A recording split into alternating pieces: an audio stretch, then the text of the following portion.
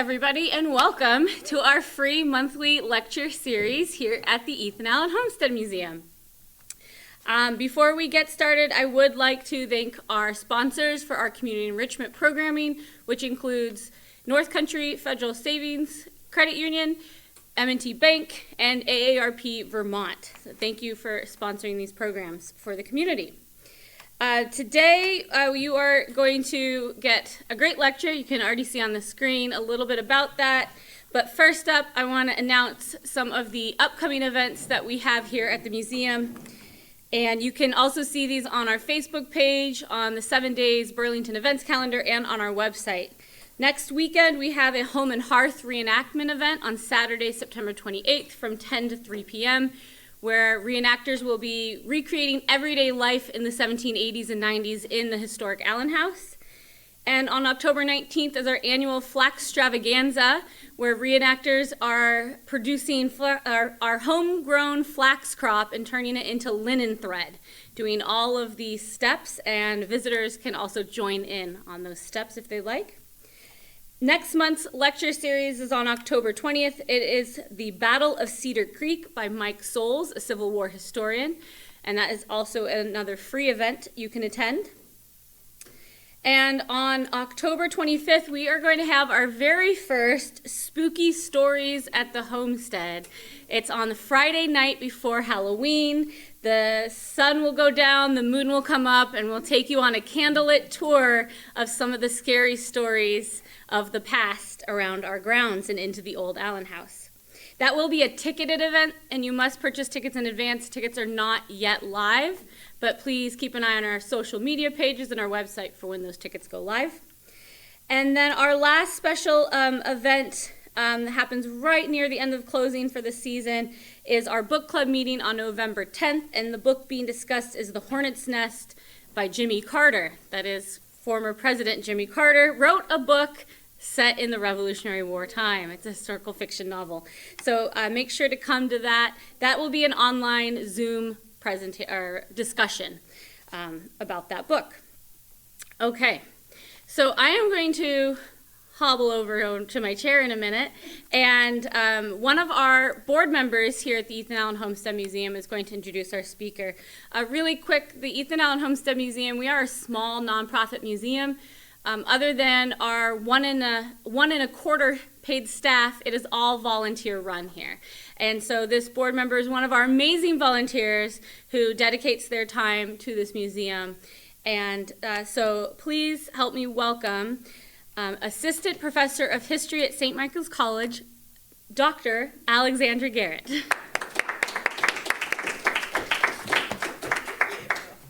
Thank you. Welcome. Thank you so much for coming today. We're really excited to have our lecture series happening, and the lecturer today is Mr. Geoffrey Skelley. So I'd like to introduce him to you. So Mr. Geoffrey Skelley is a senior elections analyst at 538, which is a data journalism website owned by ABC News. So you might have seen him before in the past, or maybe in the near future, as like one of those talking heads on ABC News.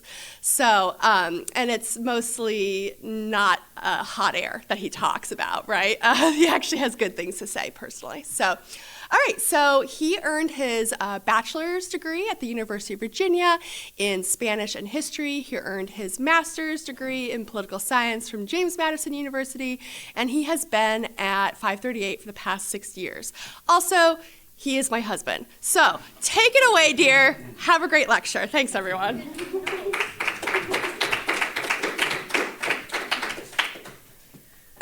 Thank you. I've now achieved the life goal of having your own partner introduce you at a thing. So, thank you so much for having me. I'm very excited to come talk to you about what's happening in the 2024 election.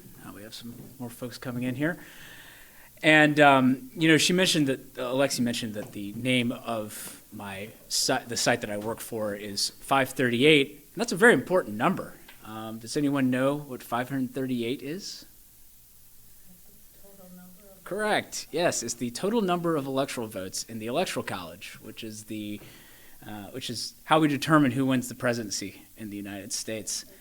So I'm going to take us into what's going on, what's been happening in what has been a somewhat eventful presidential cycle, and also talk a bit about what's happening in the race for the U.S. Senate and the U.S. House, and give you some historical context at times, because that's like a favorite thing of mine, and I think it's also helpful for understanding what's happening, and also talk a little bit about polling and how it's very helpful, but also by no means is it perfect. So gonna dig into all of that, and yes, here we have a map of the Electoral College based on sort of where the states are today, and you're going to see this throughout, where sort of the darker red something is, the more Republican it is, the darker blue something is, the more Democratic leaning it is, and if the lighter tinge means it's more competitive, and if it's not colored at all, it's probably a toss-up. So anyway, so you may remember all those eons ago that there was the 2024 presidential election looked to be a rematch from the 2020 election between President Joe Biden and former President Donald Trump. And so that seemed to be the way things were headed for a very long time. And then there was this event that occurred on June 27th where Biden and Trump met in the earliest general election debate that we've ever had in a presidential election.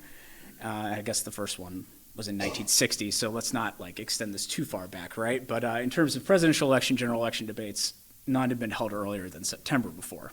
So we had a late June debate.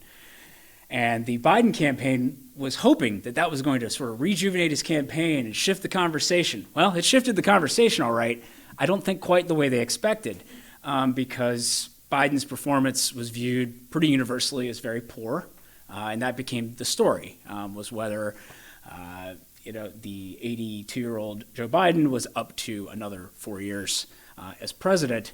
And in the aftermath of that, you started hearing voices on the Democratic side very quickly saying, like, maybe Biden really needs to step aside.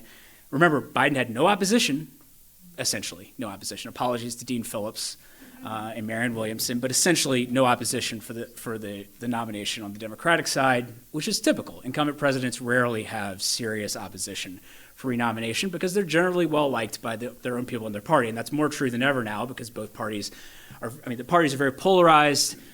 Most Democrats are toward the left, most Republicans toward the right, and you don't have, years ago you might have had a situation where there was like a really clear like conservative Democratic wing arguing with like the more liberal part of the party. But like now, because the parties are very ideologically cohesive, that is less likely to happen. So you're going to mostly have the parties rallying to whomever is their party leader.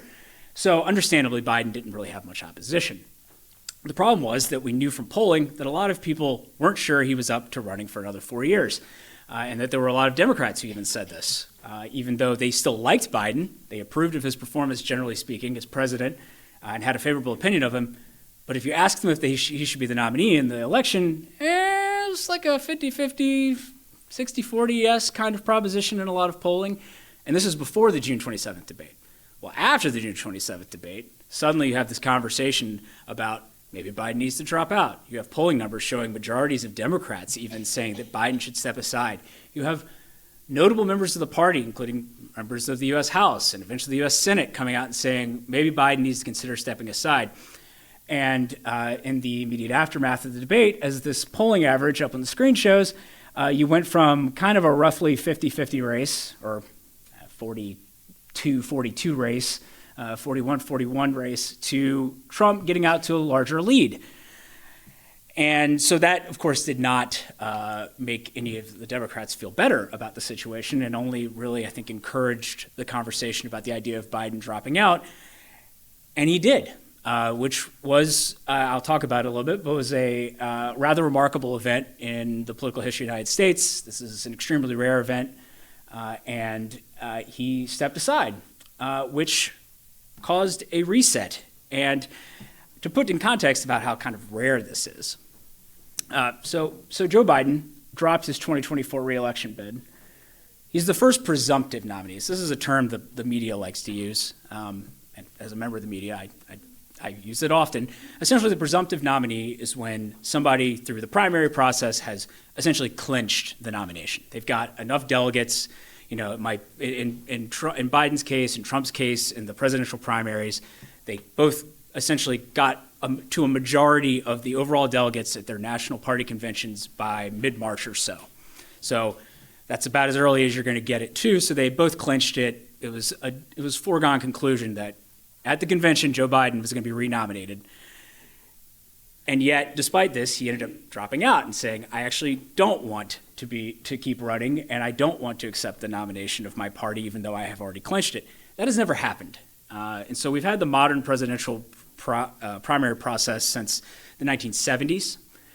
Before that, the convention was really more the usual decider of things. It's more complicated than that, but really we're running about 50 years here of modern presidential primaries where people vote, and those votes essentially allocate delegates to the candidates, and those delegates are the people who vote at the convention. And you go to the convention, and usually things are pretty much done and dusted. Everybody knows who won by the time you get to the convention. So the decision point is really in that earlier primary process rather than on the convention floor. So in that time, we had never had somebody who had clinched the nomination drop out before being officially nominated. And so Biden it was history. No, this has never happened before. He isn't the first president to drop a re-election bid, however. And I have three other people up on the slide there who it's a little interesting, and it's just a point of comparison that usually events are not unprecedented.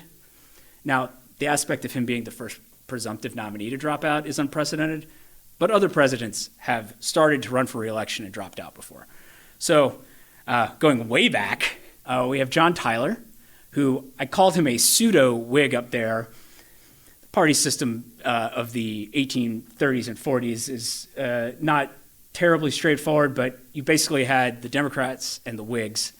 And the Whigs, Tyler was a Whig basically because he was too much of a Democrat for the Democrats. That's like a simplistic way of putting it, but he disagreed with the own people of his party so much that he ended up siding with the Whigs and became a Whig kind of by default because that was the opposition. And he gets put on the William Henry Harrison ticket in the 1840 election as the vice presidential nominee, trying to basically bring together all sort of anti-Martin Van Buren forces. And they succeed, but then William Henry Harrison dies a month into his term as president. And John Tyler, who really does not believe in any of the Whig program politically, is suddenly president. And so the Whigs have control of government and are like, we're going to get to do all kinds of stuff that we've been wanting to do.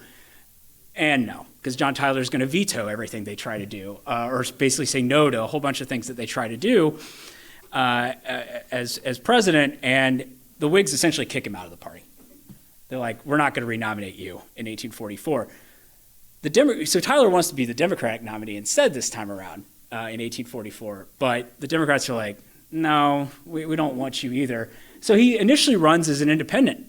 And he actually mounts a campaign for a while. I mean, mounting a campaign then versus mounting one now is a little bit different a different animal. But he was still actively seeking the presidency until August 1844. He drops out and he endorses James K. Polk, who was the Democratic nominee, and Polk goes on to very narrowly defeat Henry Clay in the 1844 election.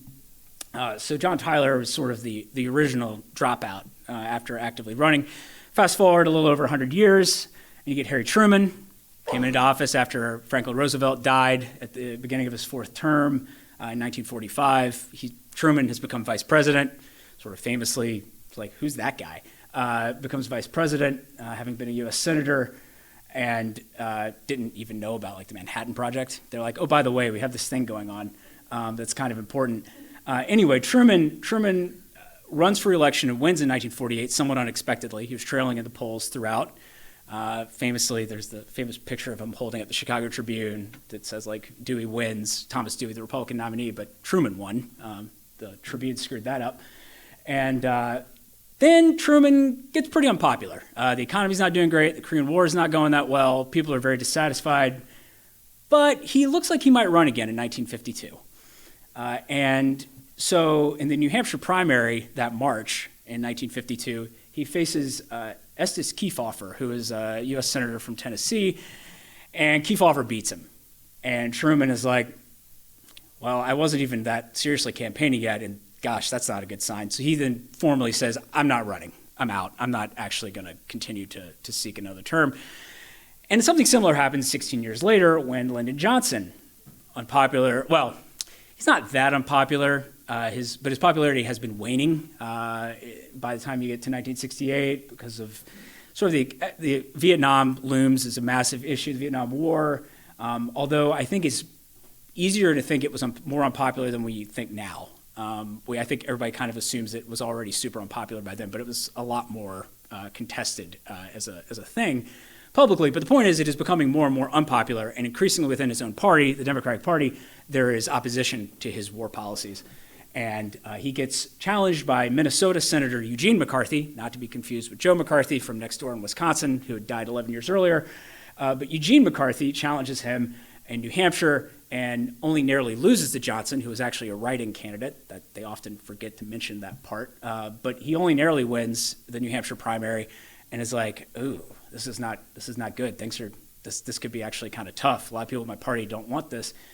And he says, I shall not seek and I will not, nor will I accept the nomination of my party at the end of March 1968 in a famous speech to the country. And so those are some prior examples. Obviously, when this sort of thing happens, it's kind of a roiling event. It's a rare event. Obviously, Biden's timing of dropping out as the presumptive nominee in late July of the election year was particularly notable, and for a major party nominee to drop out that late definitely threw things for a loop. But obviously, what happened is that Kamala Harris, the Vice President of the United States, took over. And I think it's worth noting that the Vice President has one job, like constitutionally and politically, which is if something happens to the President, the Vice President comes in. So it was always, the moment that it became possible that Biden actually might drop out, it was pretty much a certainty that Harris was going to be who the Democrats turned to. And there were a lot of stories about like, oh my gosh, the Democrats might have a contested convention. But anyone who knew anything knew that that was never going to happen. It was going to be Harris all the way. She's the vice president. The party was going to move to her. She was the clear alternative. So fulfilling that duty, she is now the Democratic Party's nominee. And her entry into the race was very interesting. It very immediately energized Democrats and some other voters who wanted to oppose Donald Trump. And so just as to exemplify this, just fundraising as an example, so Harris took over Biden's campaign committee. So it's like all together. And if you include sort of all the things, fundraising is a bit of a mess to explain. But if you think of the constellation of Democratic fundraising operations, whether it's the Biden, now Harris campaign, or the Democratic National Committee, or joint fundraising committees, they raised $310 million in July. But more than $200 million of that came in the last fourth of the month when Harris had taken over. A lot of just a sign of energy on the Democratic side of the aisle with Biden dropping out. And I think that it would kind of signal that there was a group of Democrats, and we saw this in polls, saying maybe Biden should drop out. We're looking for a reason to get excited about supporting a candidate and opposing Donald Trump. And before Harris, more of them were saying, look, I'm just opposing Donald Trump. That's why I'm supporting Joe Biden. Once Harris came in, you saw an increase in the share of people saying, I'm supporting the Democratic nominee because I support that candidate, not just because I oppose Donald Trump. And by comparison, Trump and the constellation, to use that word again, of Republican fundraising outlets raised $140 million in July. So that is a very, very large differential for a single month of fundraising in American politics, because American politics is just, there's so much money in it that there is a question of diminishing returns at a certain point. But nonetheless, you don't usually see that kind of disproportional makeup of fundraising between the two parties. And of course, there was also a notable shift in the polls. So you may recall from the earlier slide that Joe Biden was trailing by about 3 percentage points in national polls when he dropped out. And now Harris is ahead by a little less than 3 percentage points. And you can see sort of from when she comes in, right, in late July, her lead, she kind of developed a bit of a lead, got a little bit of sort of there was so much focus, obviously, on this major event of someone coming in that in some ways they talk about getting a bounce in your polls after a convention. Harris sort of got hers before the convention because she essentially had a couple weeks there of the story only being about her, all this focus on her candidacy and stepping in for Biden, a lot of focus on Tim Walz as her vice presidential pick, a lot of just focus on Kamala Harris as this new political entity by herself, separate from Biden, separate from being just his vice president, and she gained in the polls. And she has largely held that lead, even as, and I'll talk about him a little bit, but Robert Kennedy, you may remember him, Robert Kennedy Jr., let me specify, he dropped out in late August and endorsed Donald Trump. But at this point, nationally, Harris is up by 2.5 or so percentage points. And that is a clear change. Like, for all the talk about polling and how helpful it is, I think the fact that you had Biden clearly trailing and now Harris leading. Now, this does not mean Harris is going to win. It's more complicated than that. We'll talk about the Electoral College here in a minute. But I think that you'll have the same poll that had Biden trailing by like 6 or 5 or whatever, showing them tied, like her and Trump tied, a month or two later, is indicative of a changed political environment. Something has clearly changed.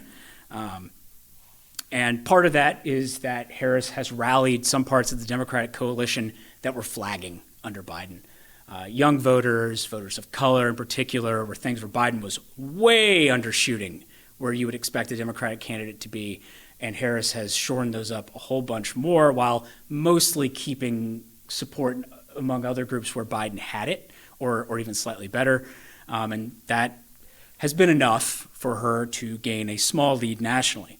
Now, it might not be enough to win, though, because, of course, in the Electoral College, we decide things based on state by state. Now, those, I think parentheses I think my parentheses, it looked bright when I loaded it up, but it got slightly off there, so sorry about that.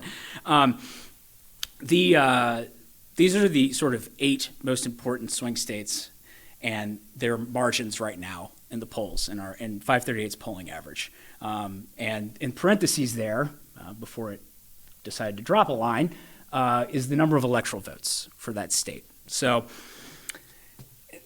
in the Electoral College, we have 538 electoral votes.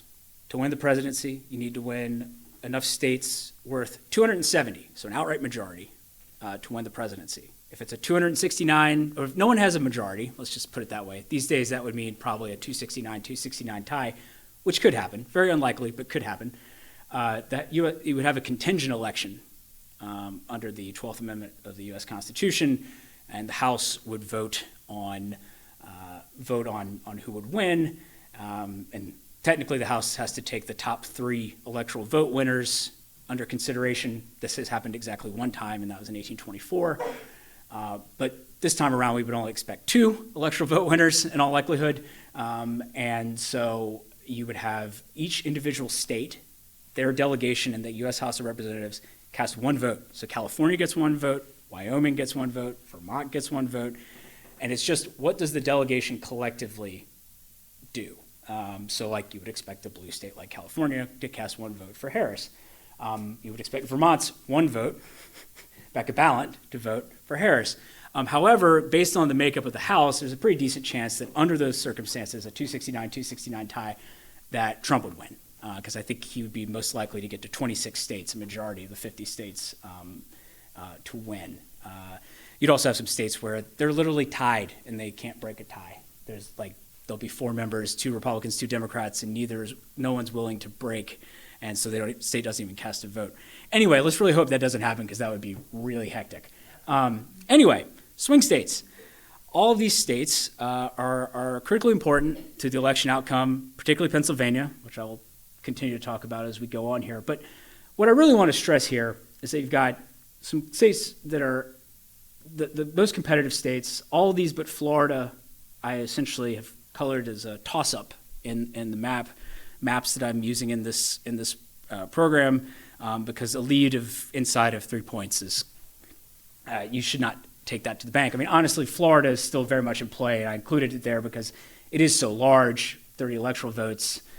It's the 3rd largest state in terms of electoral votes after California and Texas. And so it's very important. And if Harris can make that more competitive, that would be helpful to her. But Trump does have a somewhat larger lead there, 4 points, than in some of the other states. But all these other states, a lead inside of 3, leads inside of 1, for Pennsylvania, Nevada, North Carolina, Arizona, Georgia, is extremely tight. And way inside sort of a cone of uncertainty about what could happen on election day in those places.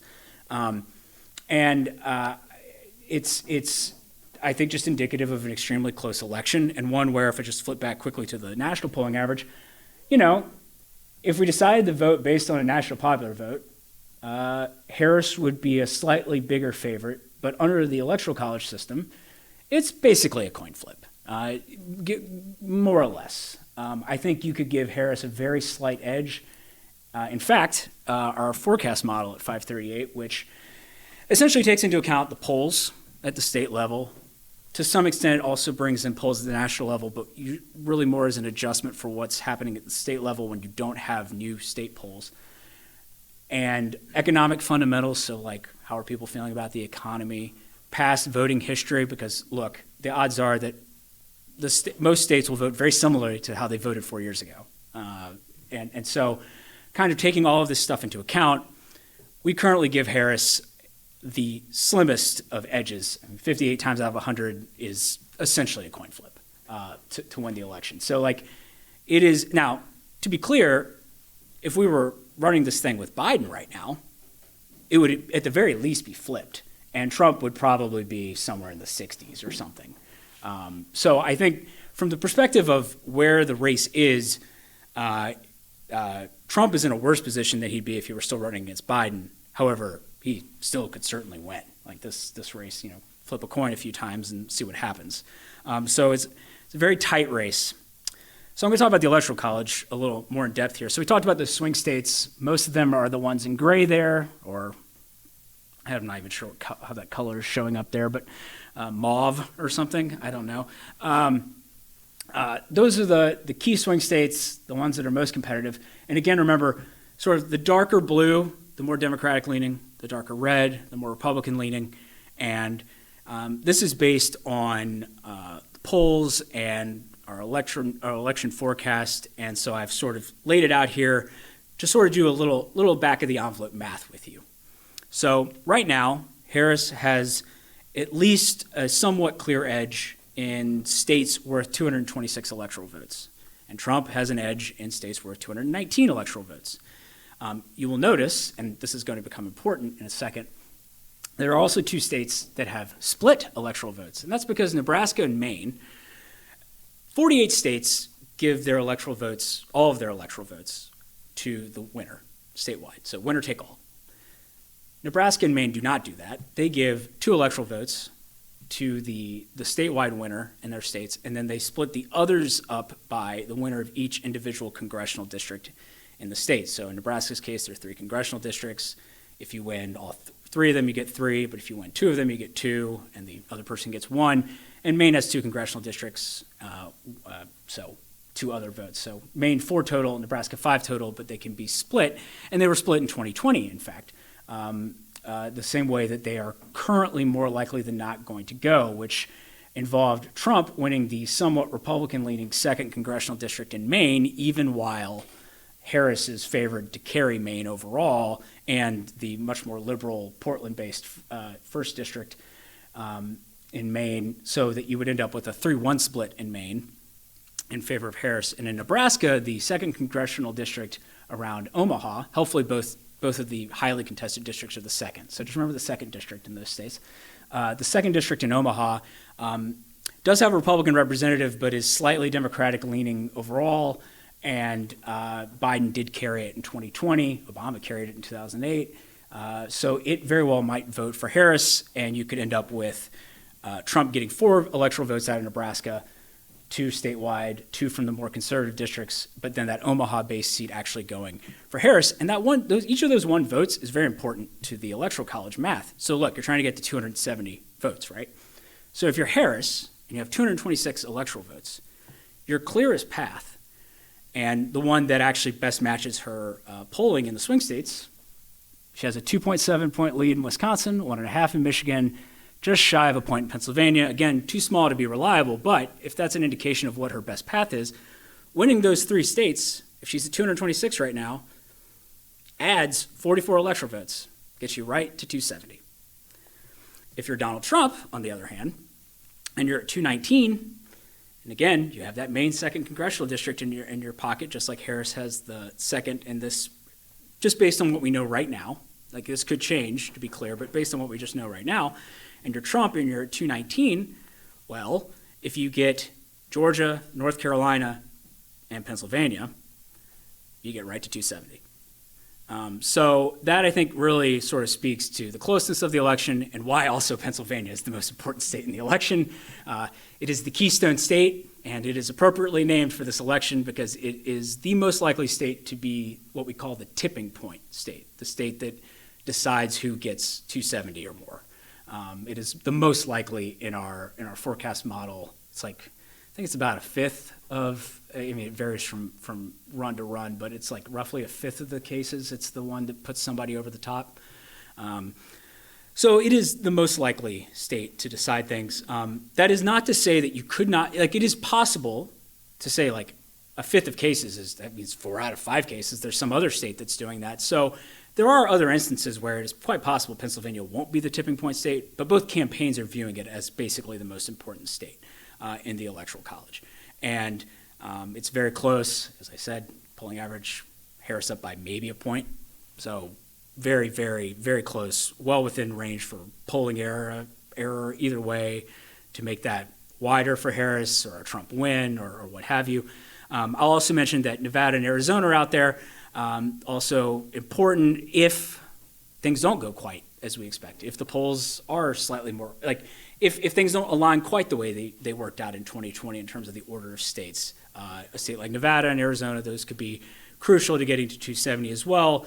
But again, getting back to like if Harris is at 226 because she has that Nebraska district and Trump's at 219 because they has that Maine district, you can see why that one vote's very important, because if they didn't get that vote in these scenarios I'm laying out, they'd be at 269, and you could have the 269 tie.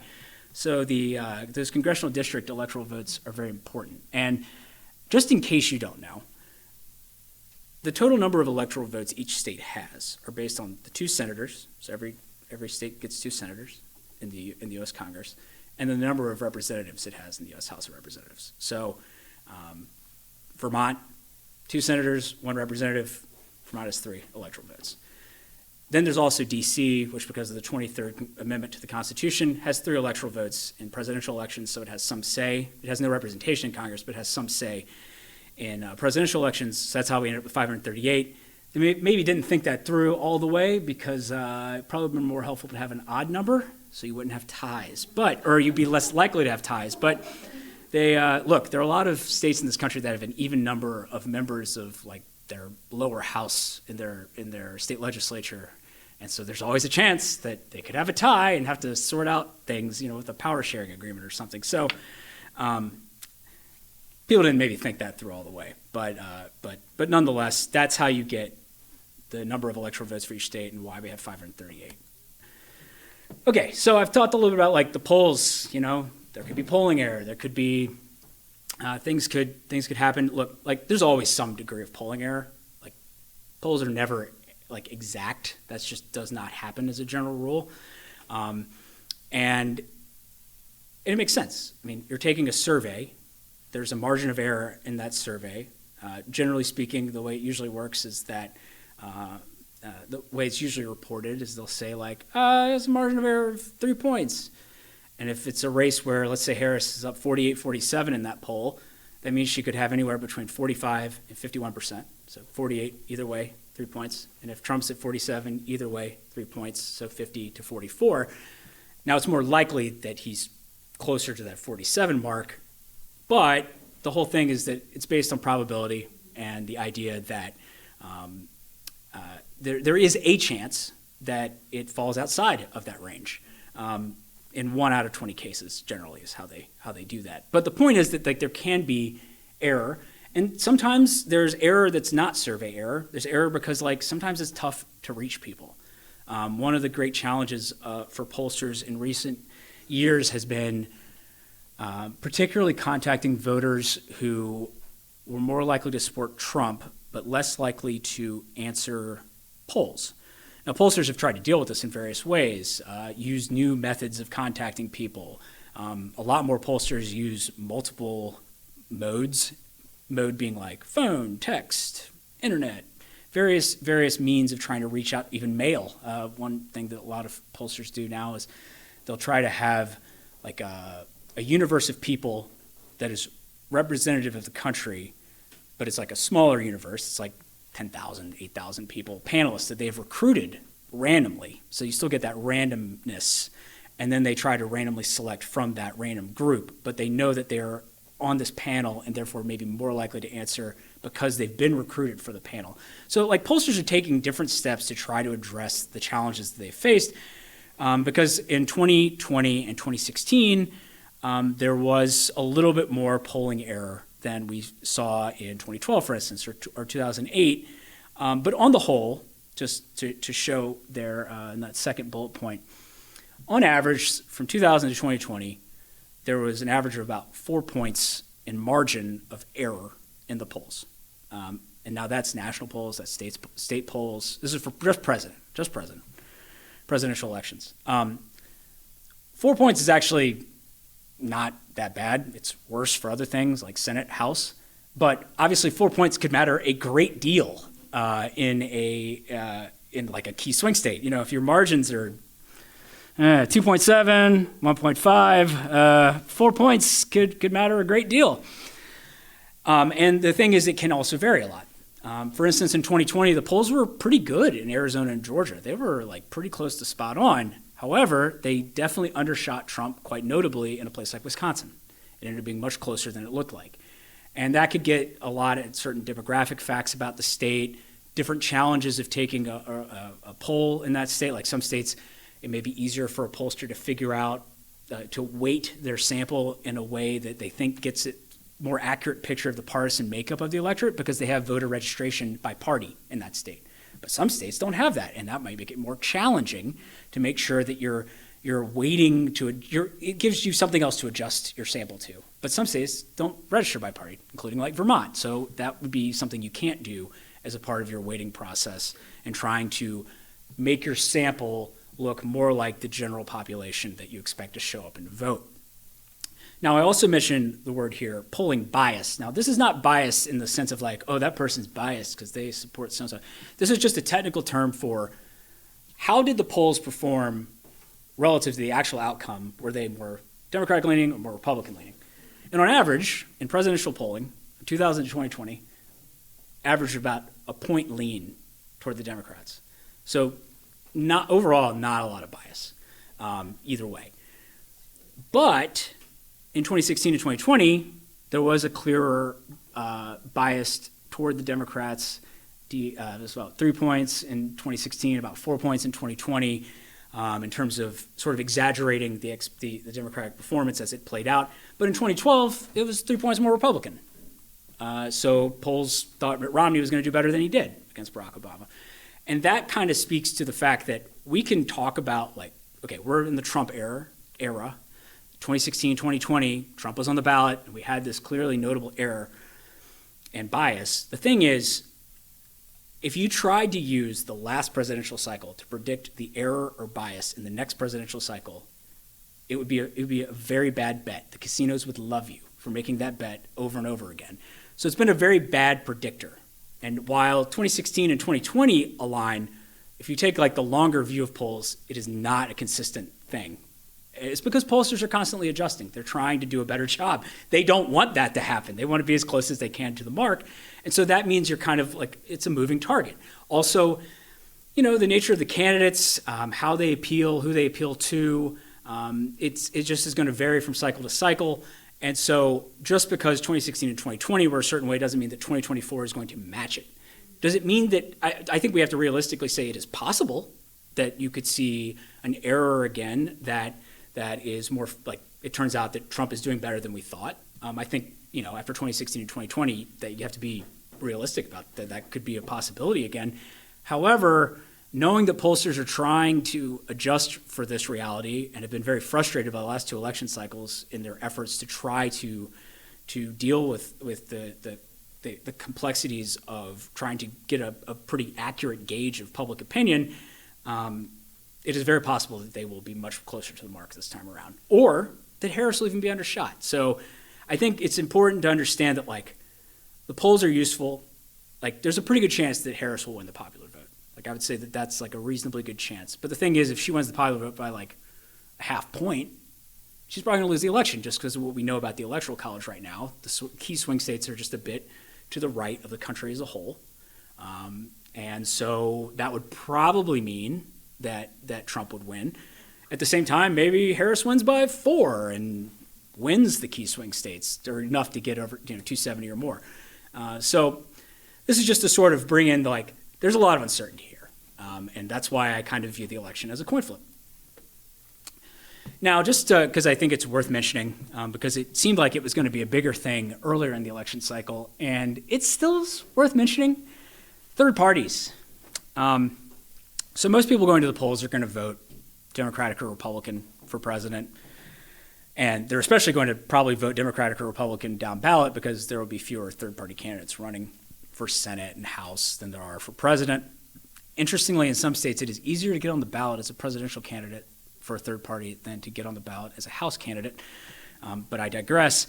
RFK Jr., obviously, on the far right there, was sort of the most notable member of this group of sort of notable third-party candidates. What I have here is the list of sort of the 8 states I was talking about earlier, the key swing states, and whether or not right now, and this could change because some of these are actually being contested in court right now for various reasons about ballot access, whether or not these individuals are on the ballot. And I think the thought process is that RFK Jr., who was actually previously on the ballot in most of these places, has successfully gotten off the ballot in some of them, because he's no longer running, and he endorsed Trump. And so his thought process now is that I don't want to hurt Trump. So he has been trying to get off the ballot in some places, remove his name. In some states, that has not happened. Michigan, I think their Supreme Court just shot that down, actually, and said he had to stay on. Anyway, there's like a whole bunch of litigation happening right now over all of these, in fact.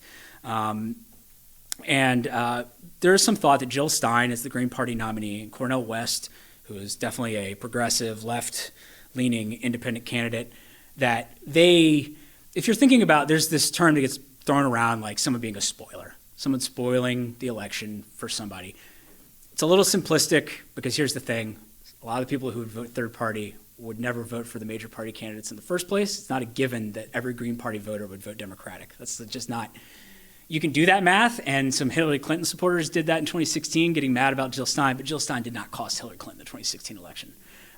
There was one, Michigan you could have had a conversation about in that election, but none of the others where it was really close to Jill Stein matter to the outcome.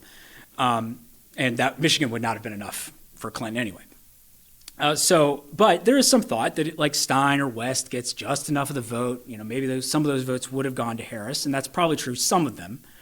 And so that's where they come in. Chase Oliver is the Libertarian candidate. There are some Libertarian voters out there. In fact, the Libertarians are basically the most, outside of Vermont at least, the most popular third party in the country. Vermont, we're fun. We're like the only one with a really fully functioning third party with the progressives here. But the Libertarians have a little more national pull and have had a tendency to pull in some more right-leaning voters who may not be comfortable with Donald Trump, for instance. We saw that to some extent in 2016 with Gary Johnson. And so Oliver's on the ballot everywhere because the Libertarians are sort of the strongest, most well-positioned third party. He's on the ballot in all of these key states. But it's unlikely that these candidates are going to decide the election, particularly because RFK Jr. is no longer around. And RFK Jr. was drawing actual meaningful support in national polls. He was at 9-10% in a lot of polls when Biden dropped out.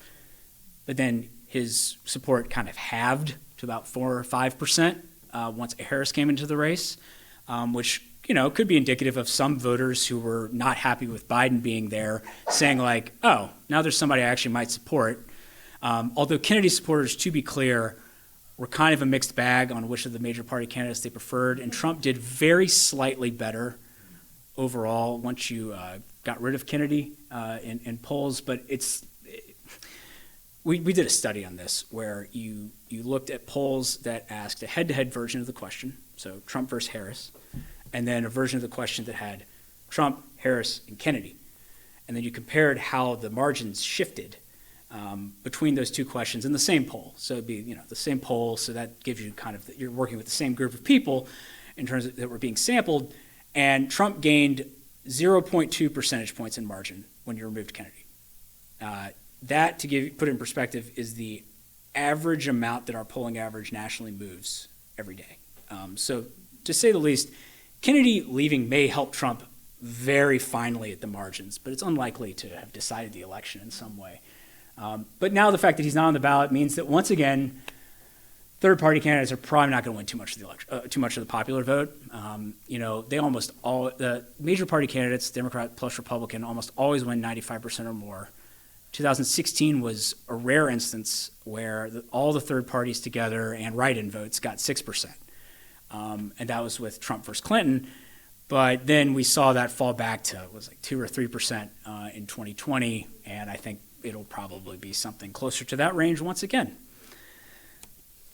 Now, there's also a whole bunch of other elections happening below the presidential race that are important because in order to govern, especially because things are so very polarized, it helps if your party has control of all levers of power in Congress and the presidency together, because if there's divided government, you are far less likely to get anything done that you want to get done. So Senate, 100 seats, each state has 2 senators, and of those, 34 of those seats are up.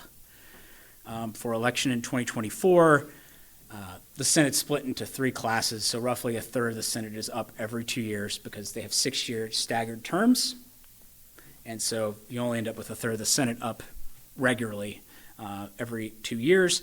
Currently, the Democrats have the narrowest of margins in the Senate. They have 51 overall in their caucus. That includes 4 independents. It used to be just the 2 independents. You had Bernie Sanders, of course, from Vermont. You had Angus King from Maine. And then you had Kyrsten Sinema leave the Democratic Party from Arizona, but still caucus with them. And then Joe Manchin, who is not running for re-election, recently switched his party registration to independent, and so is technically an independent now, but is still caucusing with the Democrats. So just for simple math, it's 51-49 in favor of the Democrats after the 2022 midterms. And so to shift control, that means Republicans, so for the parties to shift control in the Senate, you would need Republicans to gain 1 seat and win the presidency. So they have the tie-breaking vote. The vice president is the tiebreaker in a 50-50 Senate. Or 2 seats outright. So it would be 51-49 or more for the Republicans. And then in the House, also extremely narrow in terms of the margins here. Republicans have a 221 to 214 seat edge in the House. And so that means Democrats need a net gain of 4 seats to go from 214 to 218, which would give them the narrowest of majorities in a 435 seat House. So yeah, Congress is really, really tight as well. So yeah, just close all around. So I'm going to talk a little bit about the Senate first, and then I'll talk briefly about the House. I'm not going to go into all 435 seats. Don't worry. We won't be here till 10 o'clock. If I could do it by 10 o'clock, it'd probably be like 2 in the morning. All right, so these are the seats that are up for Senate. And so I mentioned only about a third are up every 2 years. So there are 33 seats that are up regularly, and then there's a special election for a Nebraska seat. So we have 34 total seats up. This happens to be a group of seats that the Democrats control 23 of them. And that's including independents who caucus with them, because I've colored Maine and Vermont in blue, even though it's Angus King and Bernie Sanders, and then also Arizona, Kyrsten Sinema, and Joe Manchin, West Virginia. So the 4 independents who caucus with the Democrats, but just consider them Democratic-held seats for the purposes of control. Democrats are very much in the defensive. This is a group of seats where they have done very well. This is the same class of seats that were elected in 2018, which was a good year for Democrats, 2012, which was a relatively good year for Democrats, 2006, which was a very good year for Democrats. So that can build over time if the same party keeps doing well in the same sort of group of seats that are up every 6 years, where you can build to the point where maybe you're holding on to some seats that are becoming more difficult to retain because maybe politics has shifted some since then. So for instance, of this group of seats, there are 3 that Donald Trump carried in 2020 and 2016 that Democrats are defending. So the blue seats, West Virginia, Ohio, and Montana. And those are the 3 seats that are sort of viewed as the most important Senate seats on the Senate map this cycle. the most competitive, the ones that were most likely to be contested and potentially flipped by either by Republicans in this case, and Democrats trying to hold on to them. So Democrats are very much on the defensive because Trump won Ohio by about 8 percentage points in 2020, but Montana and West Virginia was a lot more, and particularly West Virginia, where Joe Manchin was essentially a unicorn as a Democrat still in office in West Virginia.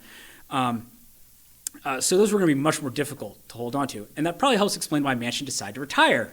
He's like, I'm probably going to lose, so I'm not going to run again. But Jon Tester, the incumbent Democrat in Montana, is running for re-election, but he's in a really tough fight there. And then Sherrod Brown, the incumbent senator in Ohio, is a Democrat, also seeking re-election.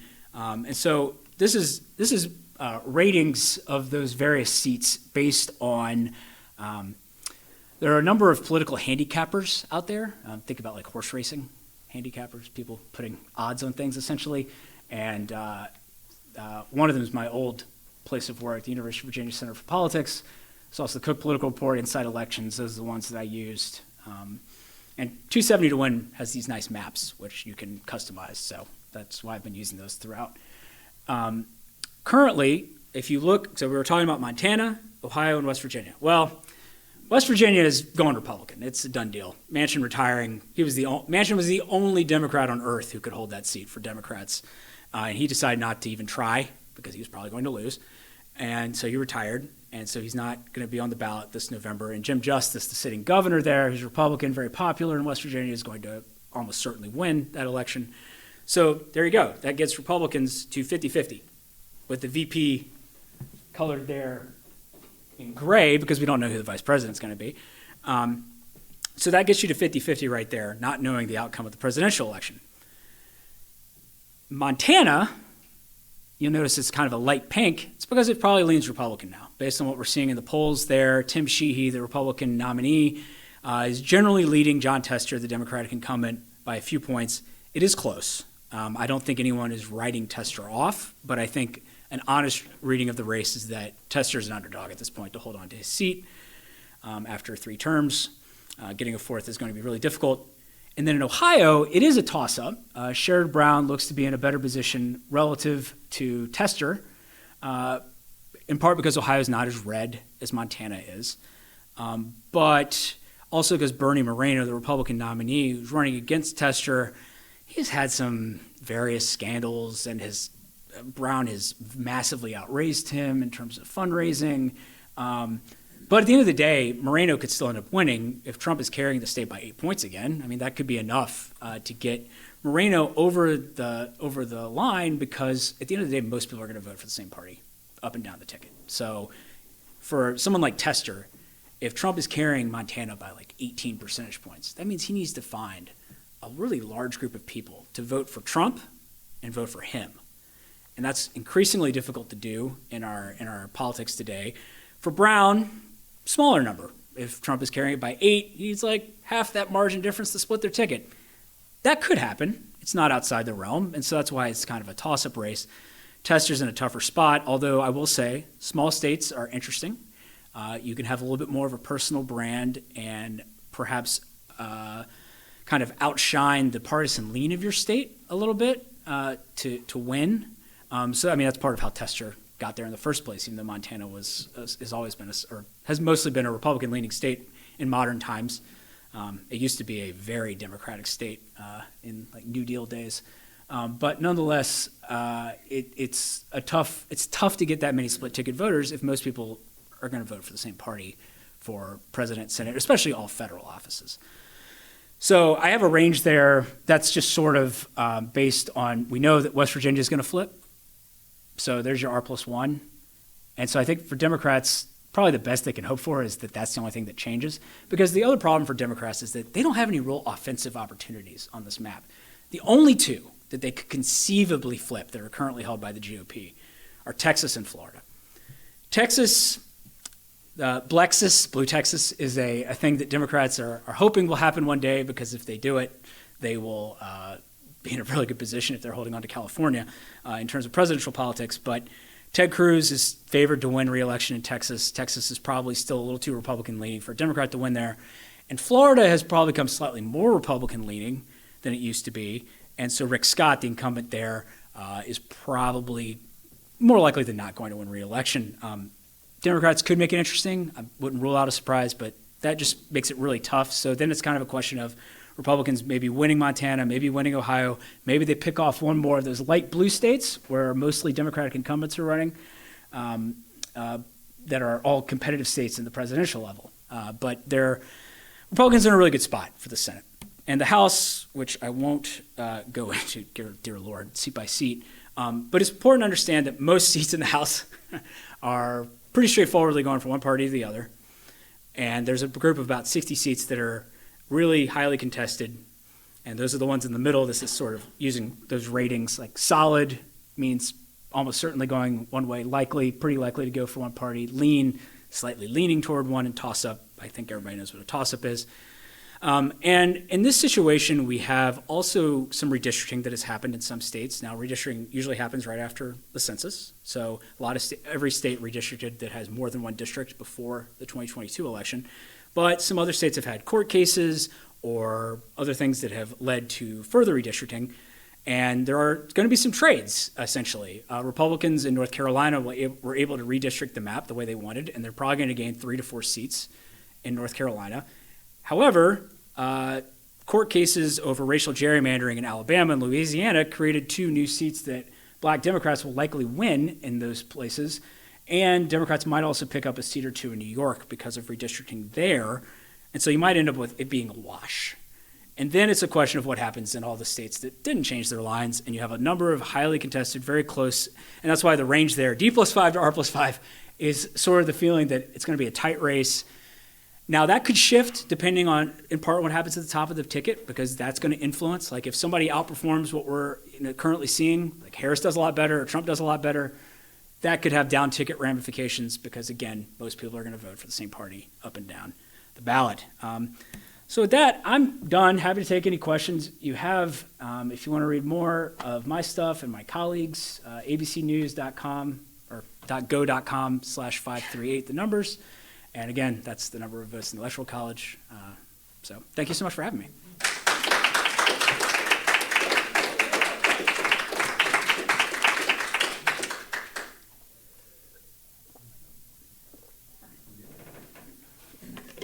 Yes, sir. Okay. When Trump ran against Clinton, Yes. he won on the electoral vote? Yes. Yeah. She had a majority vote. Well, she didn't have a majority, but she had, I think, 48%, and Trump had like 46.2 or something like that. So she had a plurality of the popular vote. Yes. So that is an example of. I mean, we also saw that in 2000. Al Gore narrowly won the popular vote, but George W. Bush won the Electoral College because Florida was decided by 537 votes. Very, very close. And so it's those two plus. It's a little more complicated to talk about the other two. They call it a misfire. It's kind of the terminology of when the popular vote winner doesn't win the Electoral College. And the other 2 instances of that are in the late 19th century. Although I think that's a little bit of a more difficult comparison because there's a lot of things like weren't free and fair elections in every state in the late 19th century. So not as easy of a comparison. But in 2000 and 2016, the popular vote winner lost in the Electoral College. And that could certainly happen again. I mean, if we think about like the 538 forecast, we give Harris, I think right now, about a 2 and 3 shot of winning the popular vote, but only like a 3 and 5 shot of winning the election. Because right now, and this is also not a thing that has been constant by any means, the Electoral College is slightly more favorable to the Republicans because the makeup of the states that are most highly contested are slightly to the right of the country as a whole. So, for instance, in 2020, Wisconsin was the tipping point state that put Joe Biden over the top, but he won it by 0.4 of a point, while winning nationally by 4.5. So like that put the country about 4 points to the right of like the Electoral College was like 4 points to the right of the country. So that has not been a consistent thing, though. To be clear, when Obama won in 2012, the Electoral College was actually somewhat more Democratic leaning because Obama, the state that put Obama over the top was actually slightly to the left of the country as a whole. Yeah. You never see any commentators talking about the fact that you could have, really specifically saying you could have a first woman president. But I dare say that there's going to be definite bias. People would not want a woman as a president. I think that is, after the 2016 example, and I think a lot of the studies that came out of Hillary Clinton's candidacy in 2016, that there is certainly some degree of latent sexism in our politics. However, I would say that one of the complicating factors there is that I think more than ever, those sentiments are politically aligned as well, such that you would expect most people who hold that position wouldn't vote for a Democrat anyway, regardless of who the Democrat was. And that might be something that, I don't know if that's necessarily to Harris's advantage. I just think it's a situation where I think more than ever, if that's part of someone's thinking, and to be clear, this doesn't necessarily have to be a conscious thought, right? Like this, it's not like someone's necessarily like, I don't want a woman. But it might be something that's a part of why they hold the particular set of worldviews they hold. But that person's probably a Republican-leaning voter at this point. So that's like another, I think, thing worth keeping in mind. And I do think actually that if you look at how Kamala Harris has campaigned, it is very evident that the example of Hillary Clinton has been sort of taken to heart, or at least her campaign has clearly looked at what the Clinton campaign did and chosen to do some things differently. Harris basically never talks about the history-making potential of her candidacy. Clinton's campaign slogan was, "I'm with her," which has gone down as one of the worst campaign slogans like in U.S. history. Usually you want your campaign slogan to be about, the country, the voters, the people. That was not Clinton's, and in hindsight being 2020, of course, maybe was not the best. And it spoke to that history-making potential, of course, for Hillary Clinton, right? Harris shies away from it. She hardly ever talks about it. She'll kind of nod about it when asked about it in interviews and whatnot, but she's trying to shy away from that because I think from the Clinton example, she doesn't want to lean into that because she's like, that's taking away from perhaps other ways that I can message and try to make my case against my opponent, and that if I seem like that's what I'm running on, that like maybe that plays into certain assumptions and stereotypes that people might have, and so avoiding that might be politically wiser. At the very least, it seems like that's the lesson they've taken. Yes, Angie. Are there any movements to dismantle the Electoral College that we should keep our eye on? Yes, there.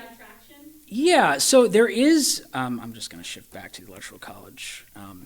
There is something called the National Popular Vote Interstate Compact, which is an ongoing effort at the state level to use a little used, in fact, I don't think it's ever been technically used, part of the U.S. Constitution that allows for states to form interstate compacts to come to agreements about certain things, to essentially do an end around of the Electoral College, whereby if you could get enough states that have a majority in the Electoral College, so at least 270 electoral votes, if you got the state legislatures to sign into law in those states, the governors sign in laws passed by the state legislature or passed by, popular referendum or what have you, depending on how each state's particular rules work, a rule that says all the electoral votes that we have will have to go to the national popular vote winner. So not the person who wins your state, but rather change your state rules so that it would go to that. The way that this interstate compact works, in theory at least, and the way it's written, is that they would have the moment you get to a majority of electoral votes, like enough states that have a majority in the Electoral College to have passed such laws, that it would then become active. And then that would essentially be an end around, because at the end of the day, states choose how they apportion their electoral votes. States did not always do winner take all. For instance, there used to be, it's varied a lot over time, like early 19th century, the Electoral College, as like some states were popularly electing them, others were having like the governor appoint them, and it was you slowly but surely you work toward the system we have today, where the electoral votes reflect like the popular vote outcome in those states. But the Electoral College is malleable in that way because the states have control over the appointment of electors and how that's done. I will say that if that were to come into play, it would probably be a gigantic legal mess. And there are a lot of law articles that have already been written in pro or con of that. So I think if you want to get rid of the Electoral College, the safest but still most difficult way of doing it is to have a constitutional amendment that gets rid of it. There are other challenges to that I think sometimes when people talk about this, they don't really get into, which is that we have 50 states in D.C. all using different voting systems. And so there would have to be some greater alignment of voting voting technology, voting apparatus, like how the voting rules work in each state. Because, there are various factors, but I could tell you that having like all mail-in vote in Washington makes it easier to vote there than in, say, Alabama. And while there are other things that play into the fact that those states have different degrees of turnout, you'll have 80% of people show up to vote, basically, of the eligible electorate in Washington, but like 60% in Alabama. And it's, the ability to, now it's not that mail-in voting automatically makes it like easier. I'm just saying that you would want some sort of better alignment state to state, I think, in order for a national popular vote to have true validity.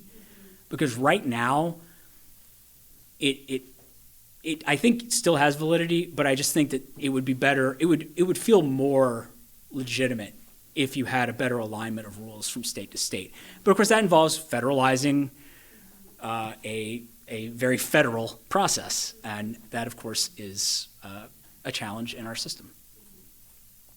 Yes, sir.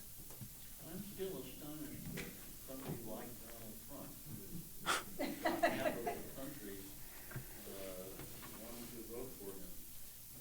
Do you ever address issues like that? I mean, it's just incredible to me. I think it's Trump is it's interesting. There's a lot of debate over Donald Trump and whether he's like the problem or something, or is he the symptom? Or is he just like the loudest symptom possible of like a larger problem in our politics?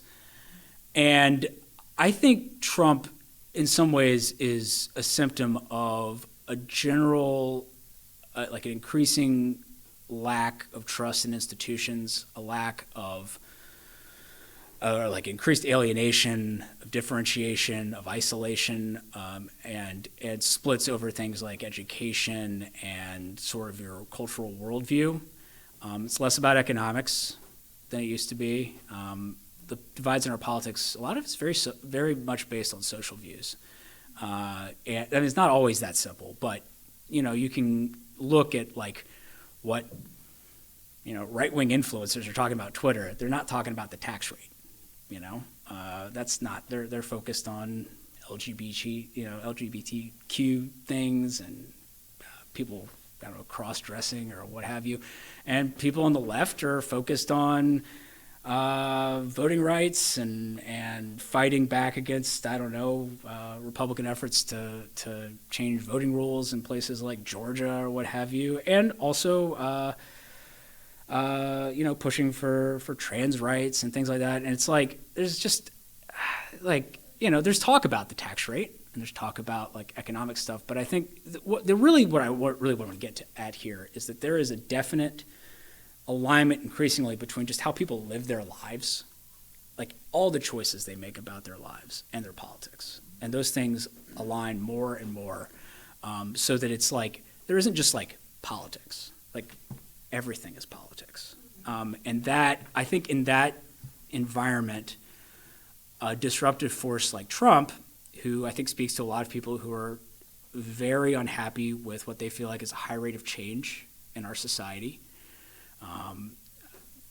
I think he speaks to them. And this lack of trust in institutions, not to say that plenty of people on the left don't have distrust in institutions too, of course, but it is interesting. The way the parties have shifted is that the Democrats have essentially become the party of government, and the Republicans have become the party of not government.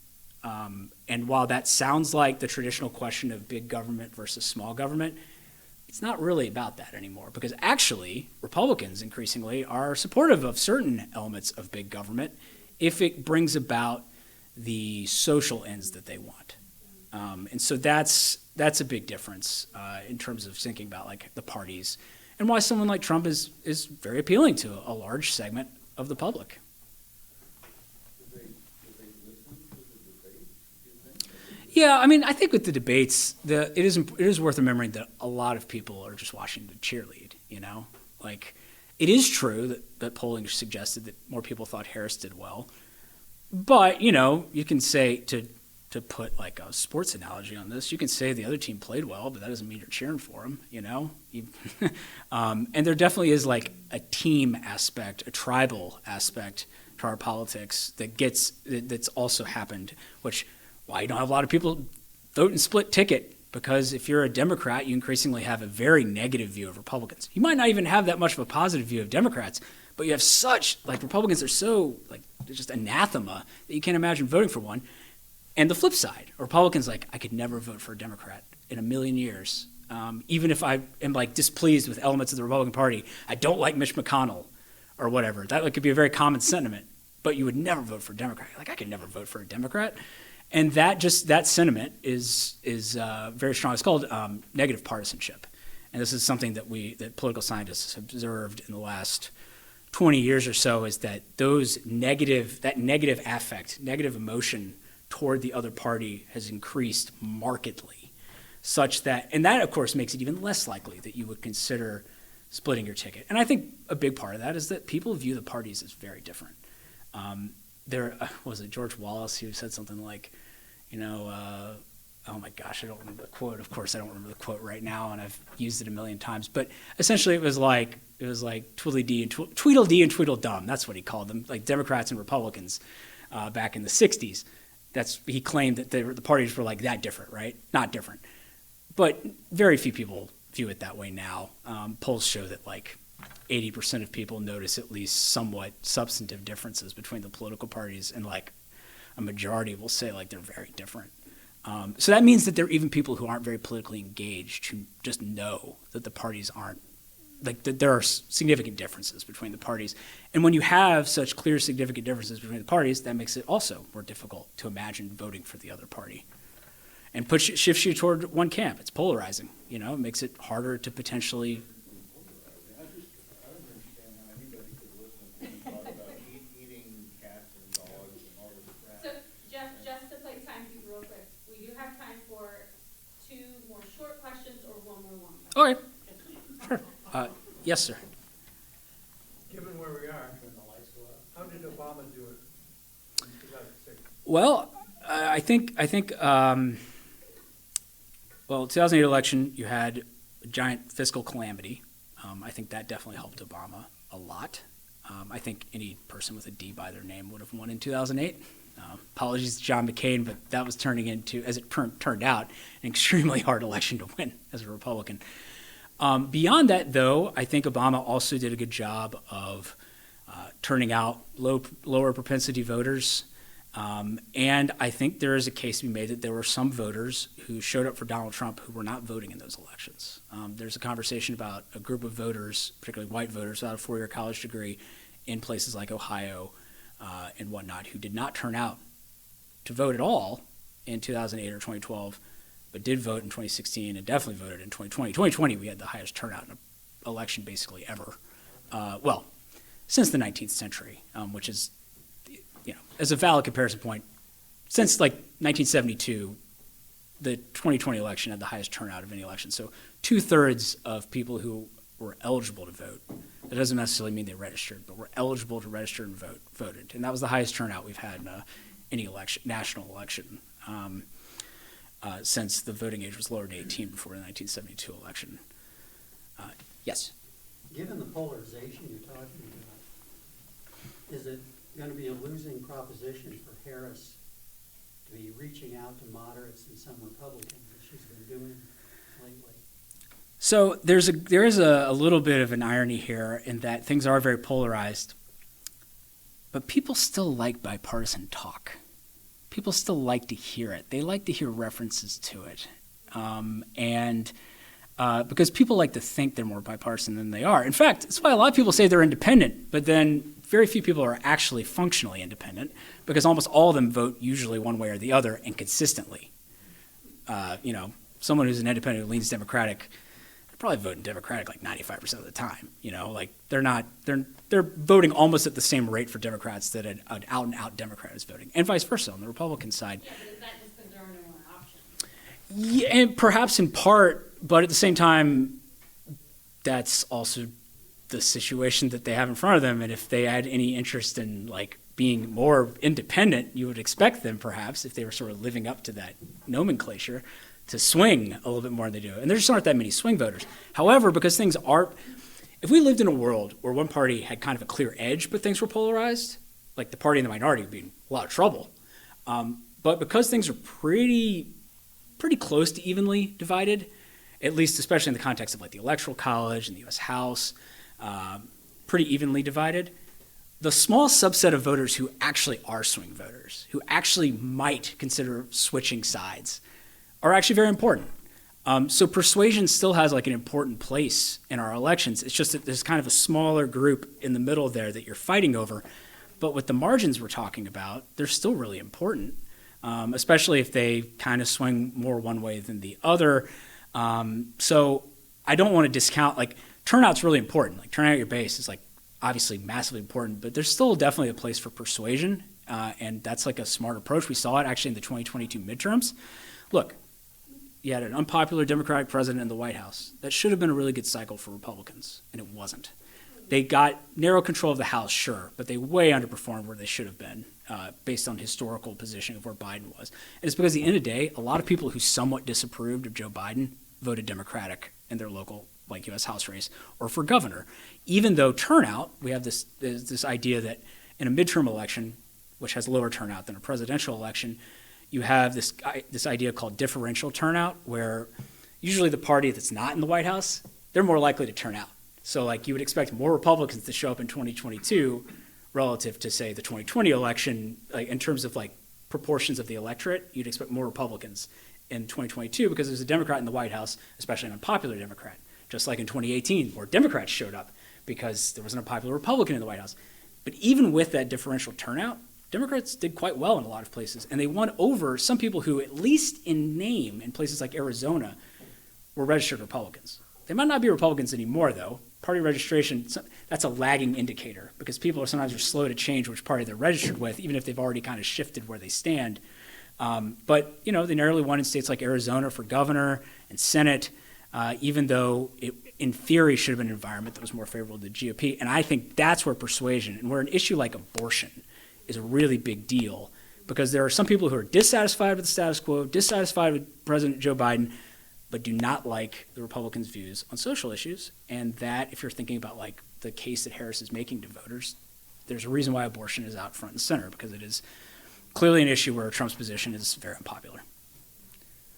Please join me in thanking Jeff one more time for his amazing presentation. Thank you. And Jeff will still be here for a few more minutes, Yeah. so even though the presentation's ending, if you have a burning question, come up and elbow him. I'm sure he'll answer it. The museum is open until 4 o'clock, so you have half an hour if you wanted to take a look at a few of the exhibits, shop in the gift shop, or ask Tom at the front desk any questions. He's heard them all, so he can probably answer it for you. Thank you so much for coming today. Thank you.